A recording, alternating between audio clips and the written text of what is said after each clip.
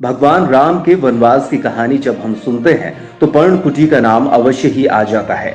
और वह पर्णकुटी है मध्य प्रदेश सतना जिले के चित्रकूट में। मगर अभी तक पर्णकुटी का स्थान गुमनाम हो गया था, जिसकी खोज रमाकांत शुक्ला सीएमओ के सराहनीय पहल के कारण हो सकी है। रामायण में पर्णकुटी का नाम आता है, मगर कहीं भी पर्णकुटी दिख नहीं रही है। बताया गया कि भगवान राम वनवास काल के समय पर्णकुटी में रहते थे, मगर ये कुटी किसी को देखने को नहीं मिली। इसकी खोज नगर पालिका अधिकारी रमाकांत शुक्ला ने शुरू की और पर्णकुटी को ढूंढ निकाला और अब 40 लाख में इसका रंगरोगन करके इसे तैयार किया जाएगा। तो हमने उनके सामने एक प्रस्ताव रखा था कि सर भगवान राम जब आए थे यहाँ तो पर्णकुटी में पहले उनने निवास की, अपनी पर्णकुटी बनाई। उनको भी जिज्ञासा हुई तो उनने इसको बोला एस्टीमेट बनवाओ, तो हमने इसकी एस्टीमेट बनवाया। 44 लाख कुछ की लागत से इसका एस्टीमेट बना है।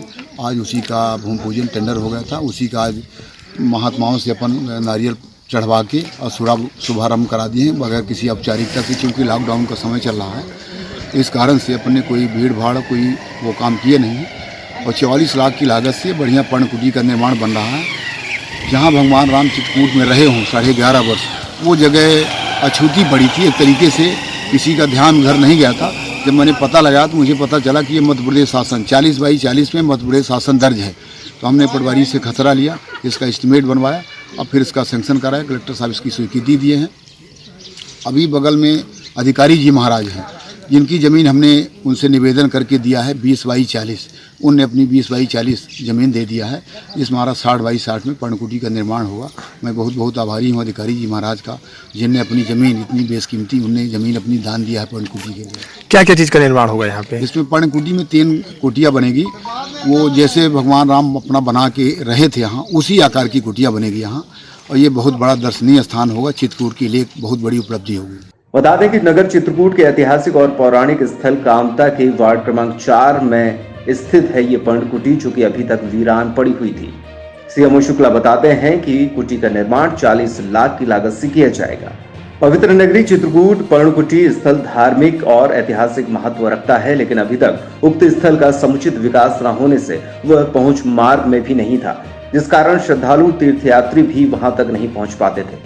लेकिन अब उस स्थल का समुचित विकास किया जाएगा और यहाँ के लिए मार्ग भी बनाया जाएगा, जिससे कि दर्शन सुलभ हो सके। ये अति प्राचीन स्थान है। पहले वनवास काल में भगवान 12 वर्ष तक यहाँ पर्णकुटी में निवास किए थे और उस समय ये सरयू धारा यहाँ से बहती थी, बगल से ही बहा करती थी। अभी भी उसके सारे निशान उपलब्ध होते हैं और अब जो है उधर निर्माण हो जाने से आगे मकानों का ये सरयू धारा बंद हो चुकी है। बूढ़े लोग तो अभी भी बताते हैं उनके सामने कि बरसात के दिनों में तो उन्होंने देखी हुई, दर्शन किया है सरयू धारा का। तो ये अति प्राचीन स्थान है और दोनों के बीच में है, कामतगिरी के और इधर मंदाकिनी के बीच में ये स्थान है। तो जहाँ पर भगवान राम के चरण पड़े और जहाँ पर 12 वर्ष तक रहे वो जगह ये है, अति प्राचीन।